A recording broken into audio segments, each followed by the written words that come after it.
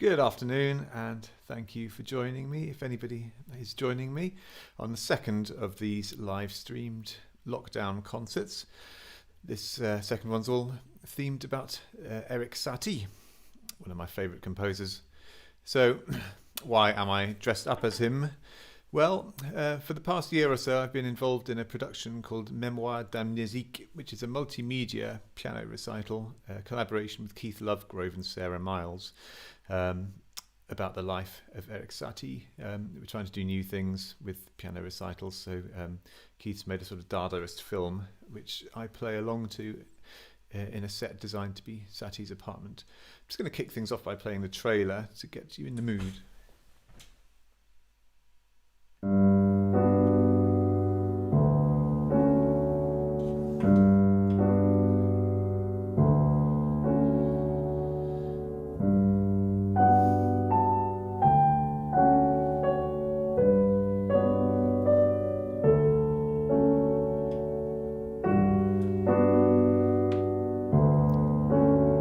Que préférez-vous? La musique ou le jambon?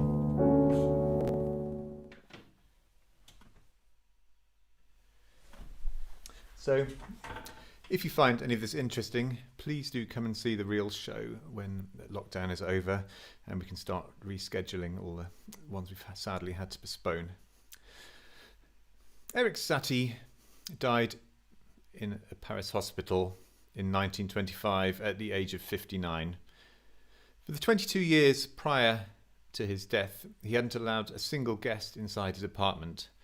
So when his friends cleared it out, they found two pianos stacked on top of each other, the upper of which was used to store mail, a large collection of umbrellas, and 7 identical velvet suits. This gives you some indication of the eccentric nature of Mr. Satie. I'm going to read a quote from him which illustrates this further.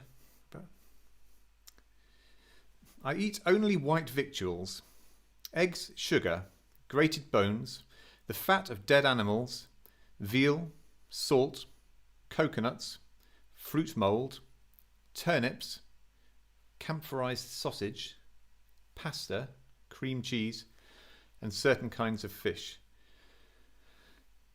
I breathe with care, I dance rarely, and if I laugh, it is never on purpose. I'm going to start off with one of his most famous pieces, the third of his Nociens. We don't really know what Nocien meant. It's a word he invented himself. It may refer to the Greek island of Knossos, where the Minotaur lived, or it just may be associated with Gnosticism. Satie was certainly interested in Gnostic Christianity. He got involved with Rosicrucians at one point, and then eventually decided he was going to start his own church. Anyway, Nocien number 3.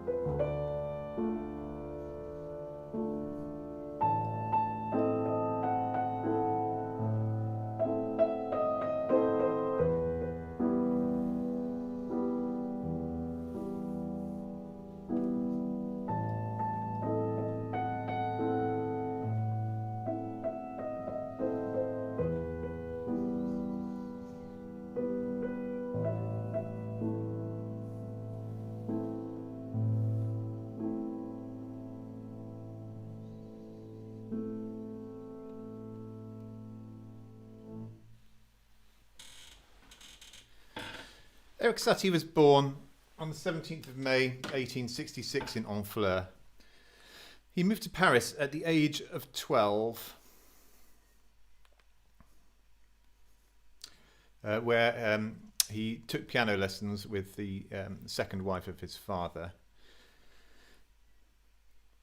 How does one become a musician? You must be very clean and have blown your nose. Do not start work with jammy fingers. Perhaps Satie's most famous piece of all now is Gymnopédie No. 1.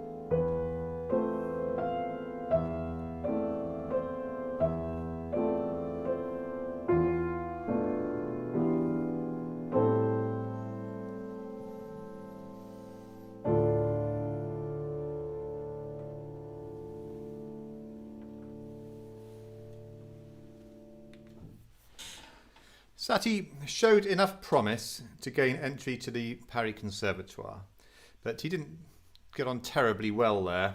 This will become a theme of these recitals, actually, when we come on to Ravel, sort of French composers not getting on with the establishment.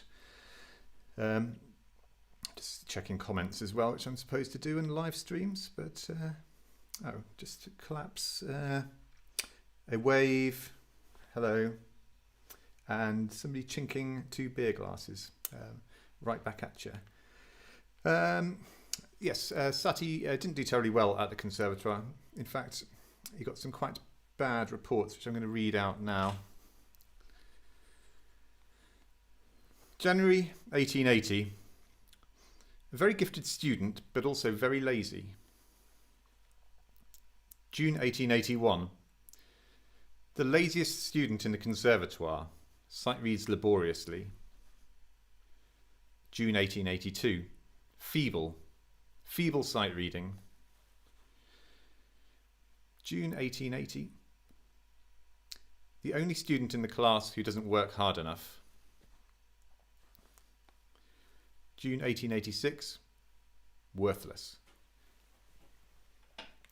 Another one of the Nociens now, the first one. Satie employs very unusual performance directions in these and all his pieces actually. Instead of forte and piano, as you'd expect, he gives instructions for the pianist to be clairvoyant and things like that.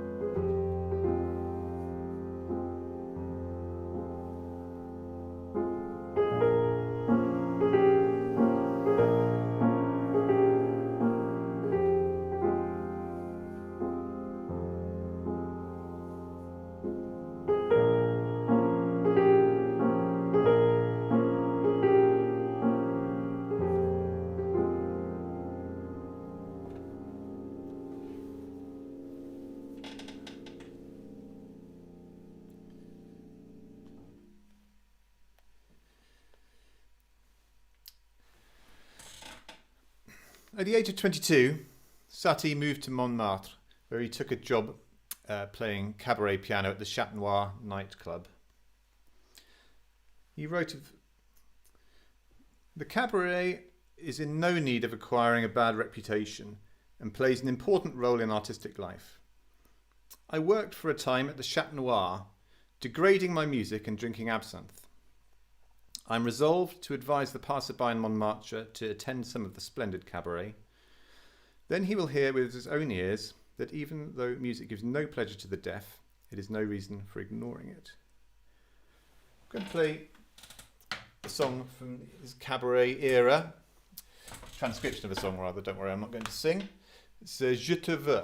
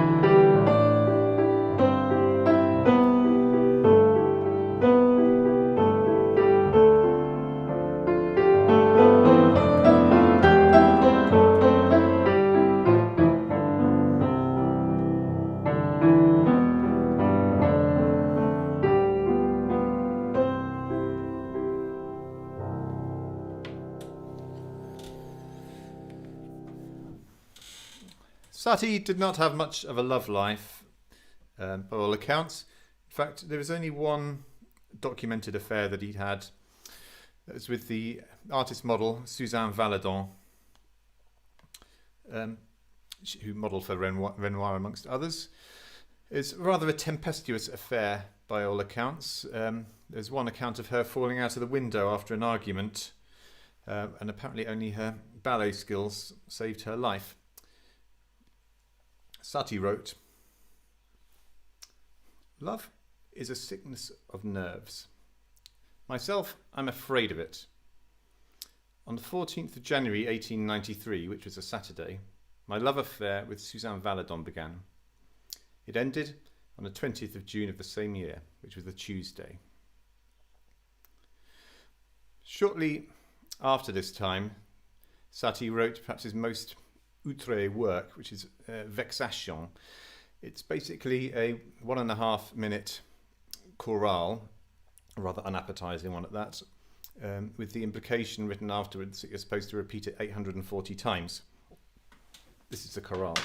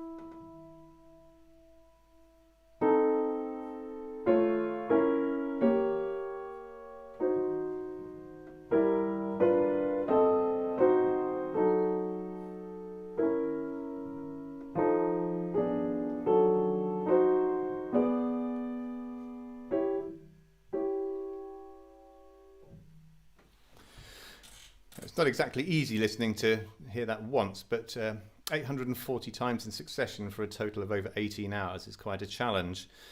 When it's performed, it's usually done by a relay of pianists. I've taken part in 2 such performances. The only account I know of somebody trying to do it on their own had to be abandoned when the pianist hallucinated an alligator coming out of the piano. Some of Satie's satirical pieces now. 3 pieces called Embryon Desséché. His performance directions, by this point, had evolved to the point where he was writing pretty much full stories in the text. These pieces are about sea crustaceans, so all the way through there's a story of their day-to-day life.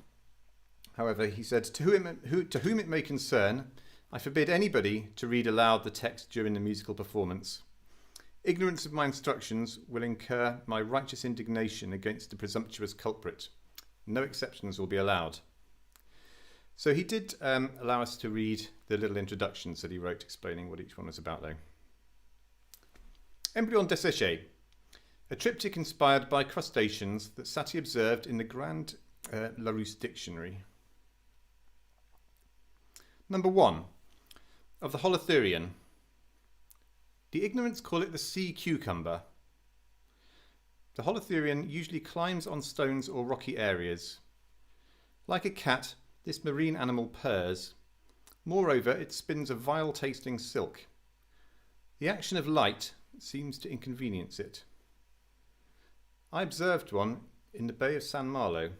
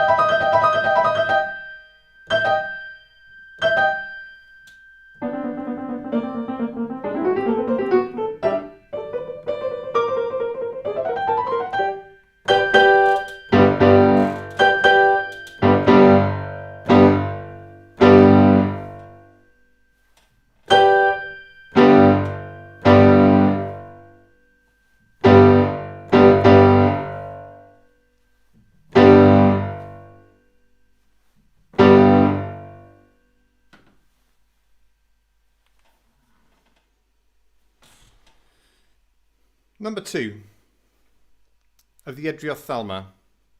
Crustaceans with sessile eyes, that is, stemless and immobile. Miffed about their lot, these crustaceans live withdrawn from the world in holes dug along the cliffs. Satie tells us that this contains in the middle section a quotation of a famous Schubert mazurka, although you may recognise it as something else.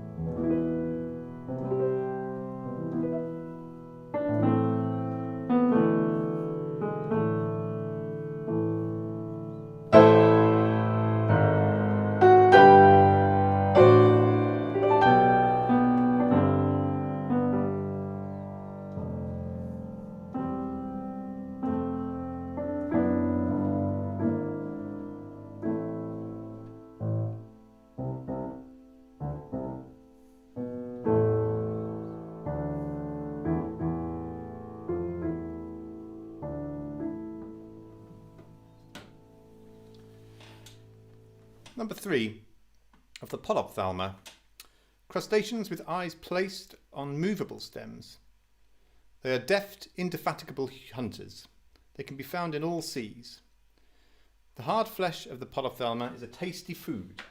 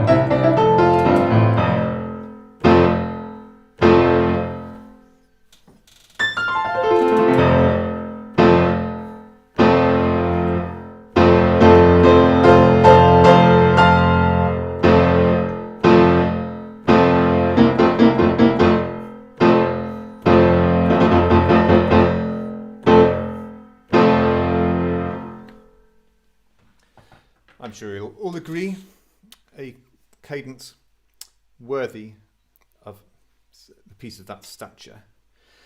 Just trying to get into comments again.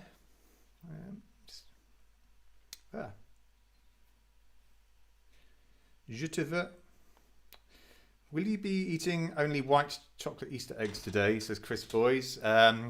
Good point. Yes, referring to the white food earlier. I haven't thought of that, but as we all know, white chocolate isn't chocolate, so they wouldn't be white chocolate Easter eggs. That's a misnomer. A shout out to Jesus. Okay, was that because it's Easter, of course? Yes, happy Easter. And yes, somebody said, will the umbrellas feature? Well, they kind of are featuring collections. Evident, as many as I could fit in quite a small frame. Right, moving on to the later chapters of Satie's life now. It's no surprise that he was championed and fell in with the Dadaist and Surrealist movement.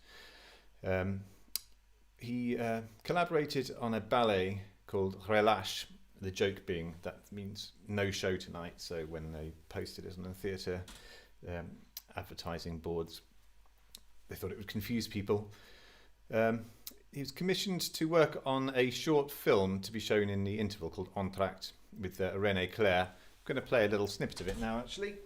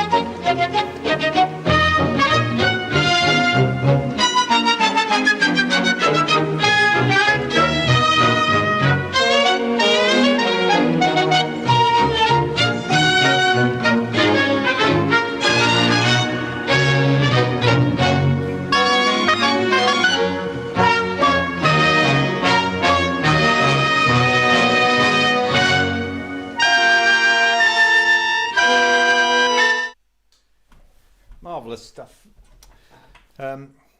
A later ballet that Satie worked on was Parade, which was a collaboration with Picasso, who did the set designs, and Jean Cocteau, who wrote it. It's very innovative. Satie incorporated fishing rods and typewriters into the orchestration. I'm going to play the ragtime piano transcription from Parade.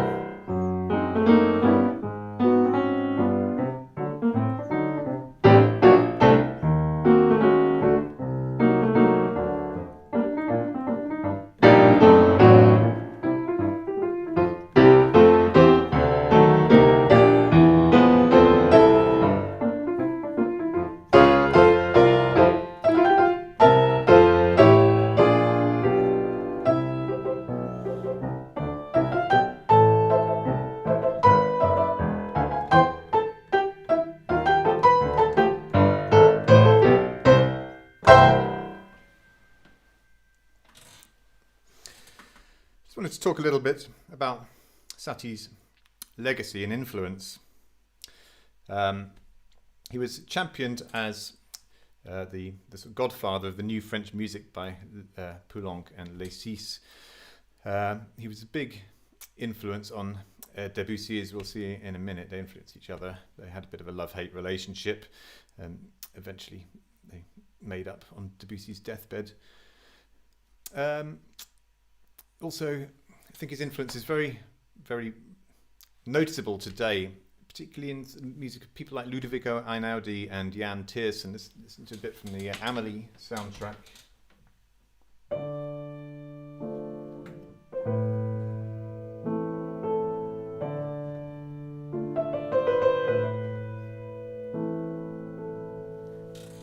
I think all that sort of style of music, which is very popular in the moment, owes a huge debt to Satie's musical language. I'm going to play an early piece again. His first ogive or ogive or ogive, or I've heard about just about every possible pronunciation of this word. So if any mathematicians, particularly French mathematicians, want to get in touch and say what you think is the definitive, can I demonstrate any ballet steps? It says in the comments. Well, I think I'll save that for a future podcast. So I'm going to play a little snippet from Debussy's La Cathédrale Engloutie, which is a scene where the cathedral emerges from the water, and we hear this sort of sound of this booming organ.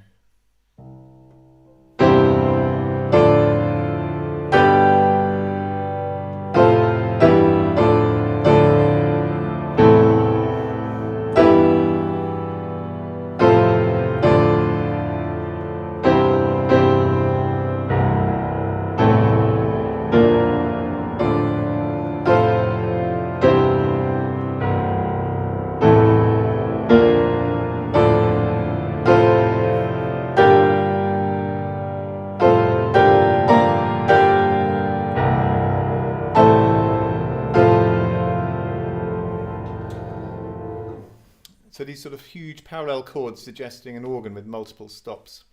So this ogive by Satie, the word incidentally means a sort of tapered curve that you get in a stained glass window, so it's definitely referring to ecclesiastical things.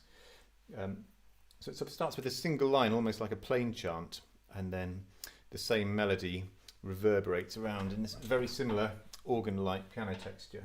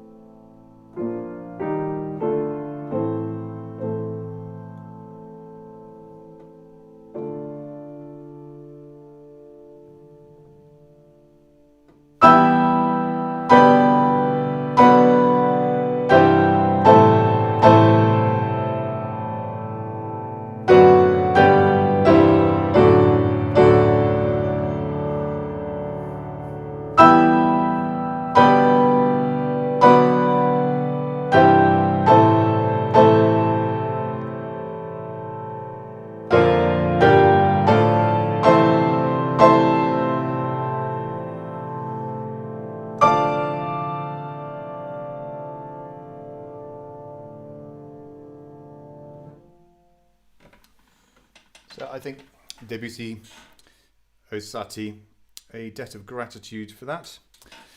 So just before we move on to the final piece, I'm just checking comments again, see if anybody's actually written any serious comments.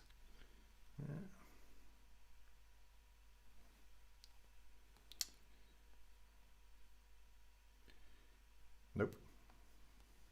No chance. So Satie was terrible with money. What little money he did have, he frittered away and eventually became penniless and had to move out of Montmartre to Arcueil in the suburbs, about 10 kilometres away. He continued to trudge the 10-kilometre journey into Paris every day and walk back in the small hours of the morning. I'm going to play my favourite of his works to conclude the recital, which is known as Nocien No. 5, although Nocien was not a title Satie gave to it. I think the publisher thought because the Nociens had been popular, they'd claim it was part of that set, but I think it was left untitled by Satie. I was sad for no apparent reason. I had the bright idea of cheering myself up by counting slowly on my fingers from 1 to 260,000. I did so. All that happened was that I got very bored.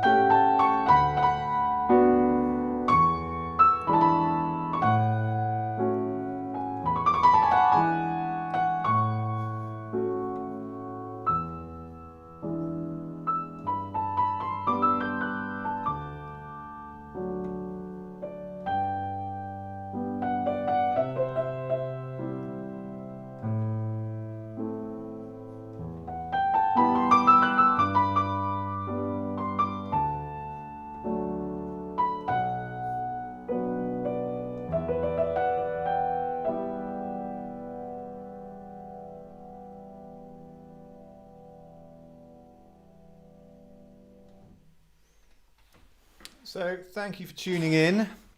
Next week it's going to be Mr. Chopin featured. Again, similar thing, some pieces, favourite pieces, and some stories about his life. Again, equally fascinating composer in different ways. So if you've enjoyed this and you want to contribute anything to starving musicians, then there's a link to my Ko-Fi account. You can buy me a coffee there, but I'm just very happy for people to listen and provide an audience in the current climate, to be honest. I'm going to leave, there'll be my website address as well, where you can find other information about me, get in contact, join the mailing list, etc., etc. So yes, thanks very much for joining me. I'm going to play us out with a bit of fun, another version of the Gymnopédie that I recorded for Omnichord, Moog Taurus bass pedals and Commodore 64 in the setting of Tudley Church, which has beautiful Chagall windows. And thanks to Robbie Moore for recording that and R.L. Wilson for videoing it. So it's goodbye from me. Hopefully see you next week.